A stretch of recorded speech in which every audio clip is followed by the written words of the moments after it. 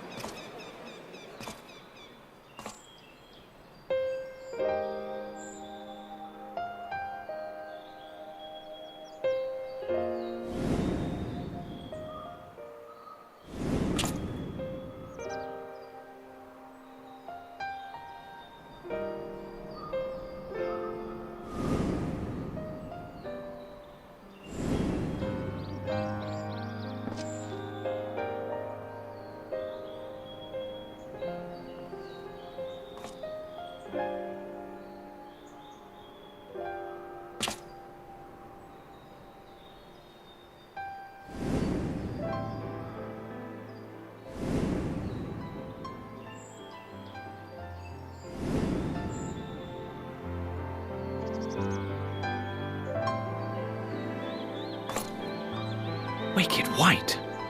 The Warriors of Light did all that? So they never... I mean, they only ever wanted to help. And when everything they'd done turned to ash, they still carried on. They gave everything to stop the flood. First their lives, then their souls. And they managed it too, in the end. They saved us. And we cursed their names.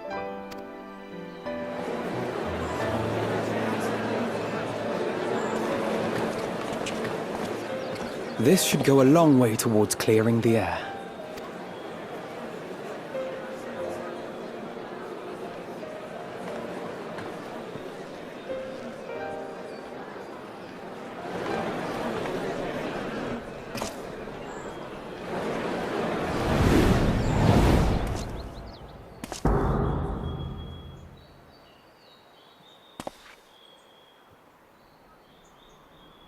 Impossible.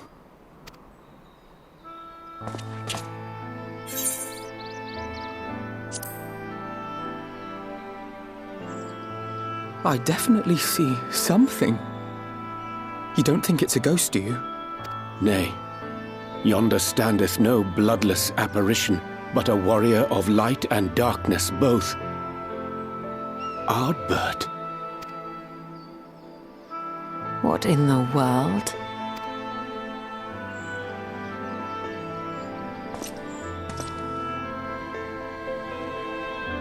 It's you! The one who slew the Eater!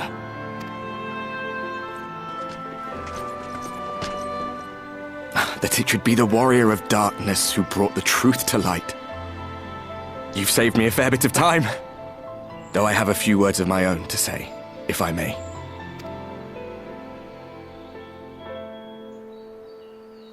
People of the Crystarium! I am Ardbert, one of those you know as a warrior of light. That's impossible. You should be dead. Aye, that I should. But as the world has been given new life, so too have I. I know not why I, and I alone, have been gifted this chance. But I do know this. Only by the will of the star itself could such a miracle come to pass. The hero who stands before you now, the Warrior of Darkness, is not of this world. And the day will come when he must return to his home.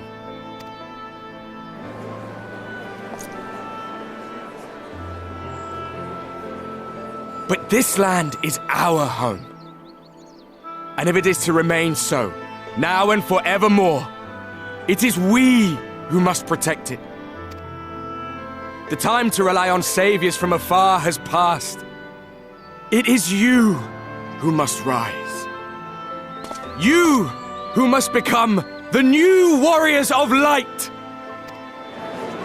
What? Us? Warriors of Light?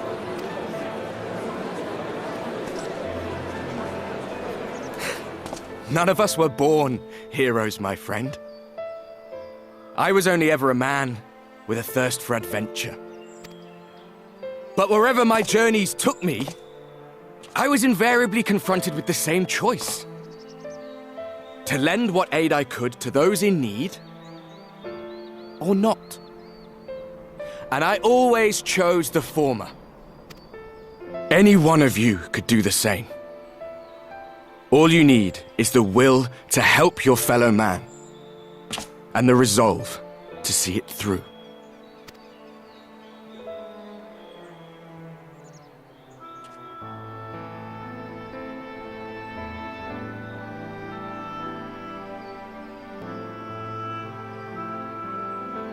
From thine own lips did we learn of Ardbert's fate, and by thy countenance I gather thou art not inclined to recant thy testimony. Yet whosoever this man may be, his words hold truth and resonate with the citizenry besides. For us to voice our doubts here and now would serve but to sow disquiet. 'Twere better we retired unto the ocular and there discuss this matter in private. Go. I will stay here and watch.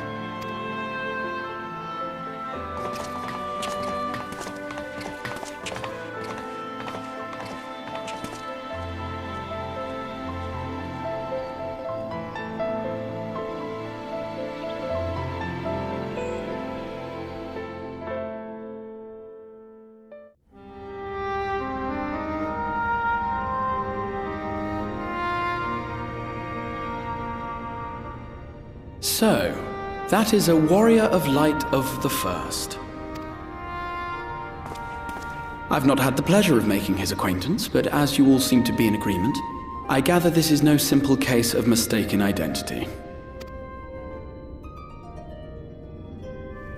As far as I was able to discern, that was indeed Ardbert. It has been a long time, but not that long. Could he truly have been resurrected as he claims?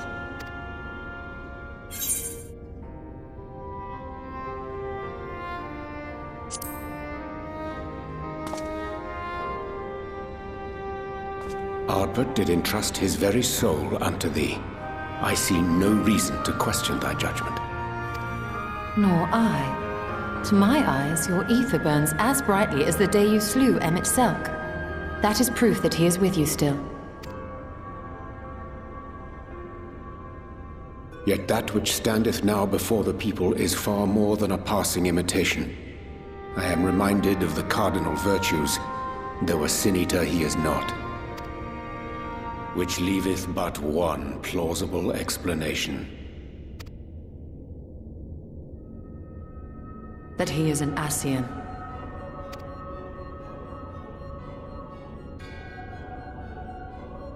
Given their fondness for posthumous possession, I would have to agree.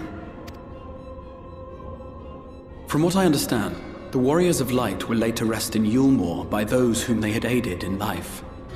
At the time, some few still remembered them as heroes. Needless to say, 4 of them were subsequently exhumed to serve as the virtues. And if one knew where to look, Ardbert too would not have been difficult to find. Assuming then that this is indeed the work of an Ascian, my mind inevitably turns to the last remaining paragon to survive the Sundering.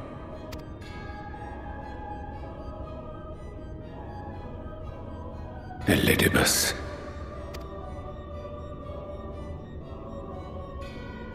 That Xenos hath reclaimed his own flesh is known. Thus evicted from his borrowed form, and cognizant no doubt of Emmett Selk's failure here in the first, 'tis quite possible the emissary chose Ardbert for his next vessel. Inhabiting the flesh of the fallen? My, that is unsavory. And they do this often, you say? Verily, for they possess no corporeal forms of their own. In what one may term their natural state, none save those gifted with the echo can perceive them. Indeed, when Elidibus intruded upon the waking sands, his presence did go unmarked by all save Minfilia and the Warrior of Light. On that occasion, I myself remained ignorant of his coming until after his departure. It was only at a later juncture, when he deigned to appear before me in borrowed flesh, that I was finally able to take the measure of him. In such puppetry do the Ascians engage when they seek to influence the course of history. And they have gained much by it. Emmet Selk single-handedly built the Garlean Empire in this manner, while La Hebrea came close to conquering Eorzea, having taken possession of Thancred's living body. Yet it must needs be noted that the Ascians cannot avail themselves of all mortal vessels. For were they able to do so, none would serve as a better pawn than our own redoubtable champion. Mayhap the blessing of light shieldeth Hydaelyn's chosen from Ascian influence. Or mayhap other forces are at work. We cannot say for certain. Whatever the reason, I hope it holds true. I dare not contemplate what might come to pass otherwise. Is it not peculiar, then, that Ardbert's mortal remains should be susceptible, given that he was once a warrior of light? Or did the final departure of his soul make it possible, perhaps? Regardless, to hear an Ascian use him to call forth new warriors of light boggles the mind.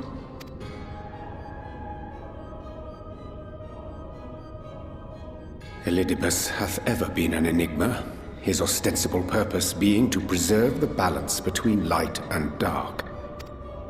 When he made overtures towards me, however, I was afforded a glimpse behind the mask of the self-appointed emissary.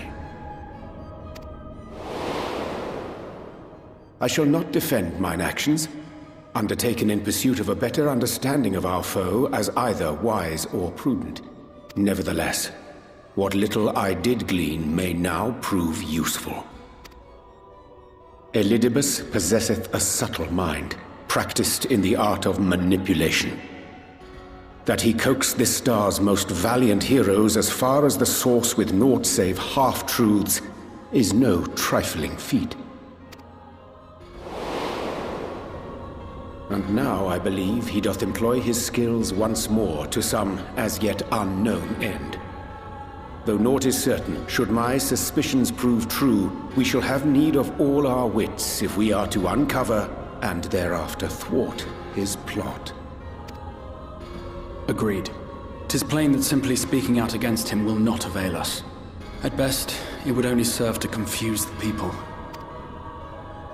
And I would hesitate to do anything which might tarnish Ardbert's reputation once more, nor yours by association.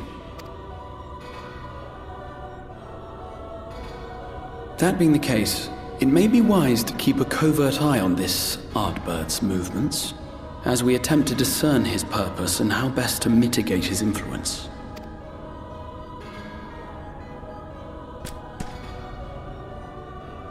His performance appears to have concluded. What now?